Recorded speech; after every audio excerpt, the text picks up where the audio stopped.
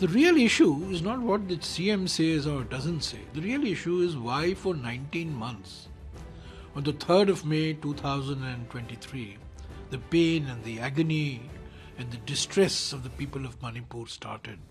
For 19 months, the Prime Minister has not spoken. He has travelled all over the country, he has travelled all over the world, but he has not found time to go to Manipur. That's the issue. The issue is not what this puppet Chief Minister says or doesn't say. The issue is why is the Prime Minister refusing to visit the state of Manipur? Failure of the man whom he has outsourced Manipur to, namely the Union Home Minister, who insulted Dr. Ambedkar on the 17th of December and continues to insult the people of Manipur. साल 2023-24 में हुई मणिपुर हिंसा से पूरे देश की रूह कांप उठी थी। कई लोगों ने अपनों को खोया था तो कई लोग बेघर हो गए थे। मणिपुर में साल 2024 की शुरुआत भी हिंसा के साथ ही हुई थी और अब मणिपुर हिंसा के मुद्दे पर मुख्यमंत्री बीरेन्द्र सिंह ने राज्य के लोगों से माफी मांग ली है। उनका कहना है कि यह पूरा साल बहुत खराब रहा।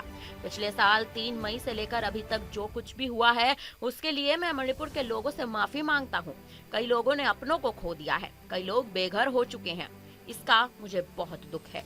मणिपुर के सीएम एन बीरेन्द्र सिंह ने साफ तौर पर लोगों से कहा है कि जान गंवाने और अपनों को खोने का मुझे दुख है, इसके लिए मैं माफी भी मांगना चाहता हूं। पिछले 3 से 4 महीने में शांति की प्रगति को देखने के बाद मुझे उम्मीद है कि नए साल 2025 के साथ मणिपुर में सामान्य स्थिति और शांति बहाल होगी। सीएम बीरेन्द्र सिंह ने यह भी कहा कि मैं मणिपुर के सभी समुदायों से अपील करना चाहता हूँ कि जो हुआ सो हुआ, हमें अब पिछली गलतियों को भूलना होगा और एक नया जीवन भी शुरू करना होगा। शांतिपूर्ण और समृद्ध मणिपुर के लिए हम सभी को एक साथ रहना चाहिए। अब क्या कुछ उन्होंने अपने इस पूरे बयान में कहा है, आप पहले खुद ही सुन लीजिए। Is very unfortunate.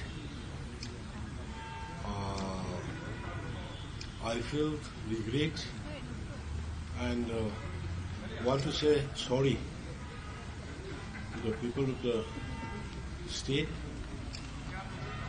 for what happening till today. Since last 3rd May, many people lost their loved one. Many people left their homes. So I really feel regret, and I would like to apologize to the whole victims. But now I hope, after seeing the last 3-4 months progress towards the peace, I hope with the coming of the new year 2025, the normalcy and the peace in the state, and I want to appeal to all the communities of the state. Whatever happens, happens. We have to forgive and forget the past mistakes, and we have to start a new life, a peaceful Manipur, a prosperous Manipur, living we all recognize 34-35 tribes together, and we should live together too, in future too. That's what I want to say. मुख्यमंत्री बीरेन्द्र सिंह ने बताया कि अब तक करीब 200 लोग इस पूरी हिंसा में मारे जा चुके हैं। करीब 12,247 पर एफआईआर दर्ज की जा चुकी है। 625 आरोपियों को गिरफ्तार किया जा चुका है और करीब 5,600 हथियार और विस्फोटकों सहित करीब 35,000 गोला बारूद बरामद किए गए हैं। इस मामले से निपटने में अच्छी प्रगति हुई है। बेघर हुए परिवारों की मदद के लिए केंद्र सरकार ने पर्याप्त सुरक्षा कर्मी और पर्याप्त पैसा भी भेजा है। हालांकि एक ओर तो सीएम बीरेन्द्र ने जनता से माफी मांगी है, लेकिन दूसरी ओर अब इस मामले पर जमकर राजनीति हो रही है। दरअसल सोशल मीडिया प्लेटफॉर्म एक्स पर कांग्रेस नेता जयराम रमेश ने प्रधानमंत्री पर मणिपुर के लोगों को नजरअंदाज करने और जानबूझकर मणिपुर का दौरा टालने का आरोप लगाया। उनका कहना है कि पीएम मोदी मणिपुर जाकर माफी मांगने की बात आखिर खुद क्यों नहीं कह सकते? उन्होंने 4 मई 2023 से जानबूझकर राज्य का दौरा करने से परहेज ही किया है, भले ही वह देश और दुनिया भर में यात्रा कर रहे हों।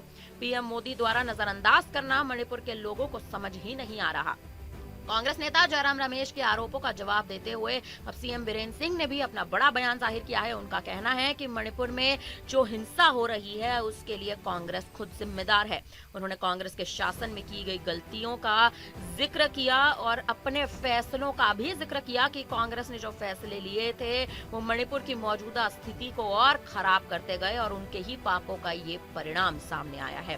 बहरहाल अब यह मामला राजनीतिक तौर से बदलकर व्यक्तिगत हो चुका है और कहीं ना कहीं इस मामले पर राजनीति भी जमकर हो रही है।